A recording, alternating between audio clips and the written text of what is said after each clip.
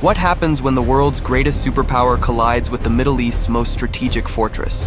Many believe a war between the United States and Iran would be a repeat of Iraq in 2003, but they are dangerously wrong. On one side, the Pentagon with technology that seems straight out of the future. On the other, a nation that has turned its own terrain into a deadly trap and could collapse the global economy in just 24 hours. The winner won't be whoever has the most tanks, but whoever can absorb the greatest cost. Today, we analyze the real scenario of a conflict the world prays will never happen. The American war machine. Total blindness before the first shot. The United States doesn't enter a war to fight on equal footing. They enter to annihilate any capacity for response before the first soldier sets foot on the ground. The American strategy begins with the total blinding of the enemy. Using stealth aircraft like the F-22 Raptor and F-35 Lightning II, the Pentagon would destroy Iran's communication centers and S-300 missile batteries within the first few hours. Without radar and without coordination, the Iranian command would be completely isolated. But the real terror comes from the sea.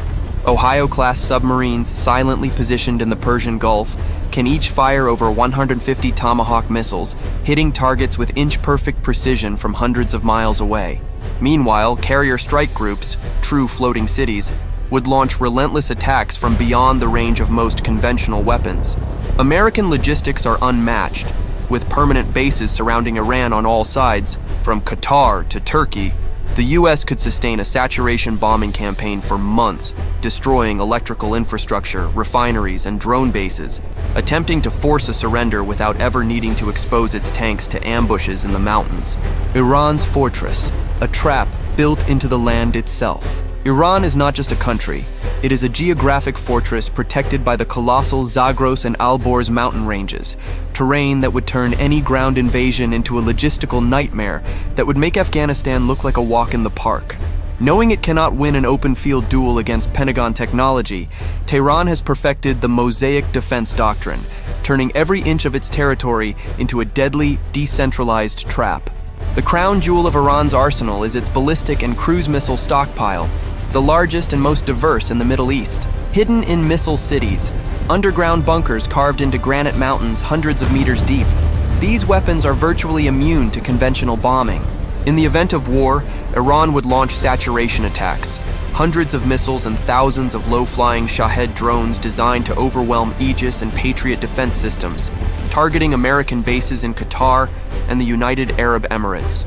At sea, the strategy is even more brutal. Iran employs swarm tactics using hundreds of fast attack boats armed with Chinese missiles and smart naval mines. In the Strait of Hormuz, a choke point just 21 miles wide through which 20% of the world's oil flows, Iran holds what amounts to the global economy's panic button.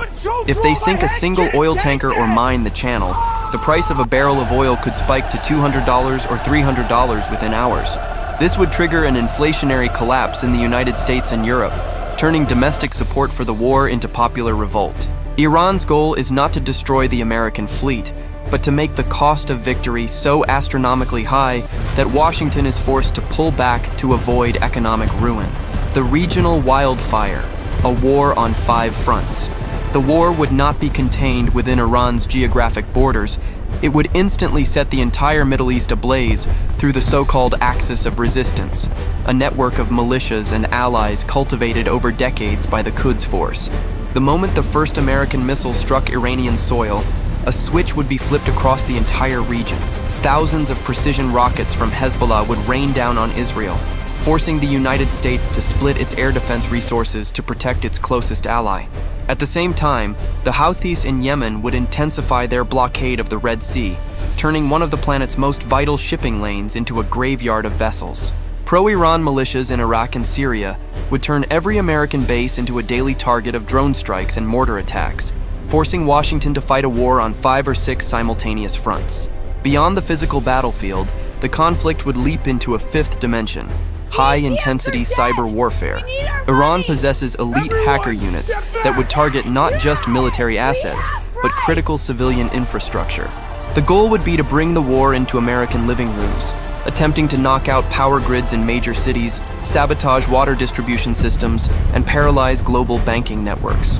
The aim is to create such deep domestic chaos that political pressure inside the United States makes continuing the war unsustainable before a ground invasion is even on the table.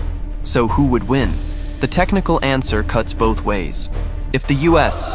objective is the destruction of Iran's conventional military capability and industrial infrastructure, an American victory is mathematically inevitable. The technological advantage in satellites, artificial intelligence, and raw firepower would dismantle the Iranian military within weeks. However, if the objective is territorial occupation or a stable regime change, the United States would face what analysts call a Vietnam on steroids. With a population of 85 million people, deeply nationalistic and trained in insurgency tactics, and a territory 3 times the size of Iraq, Iran is a country that no foreign force could realistically govern. In the end, an American victory would carry the bitter aftertaste of defeat. A global economy in shambles from the oil price shock, trillions of dollars drained from the American treasury, and a Middle East in flames for decades to come. In a conflict of this magnitude, the true winner would be the one with the wisdom to never fire the first shot.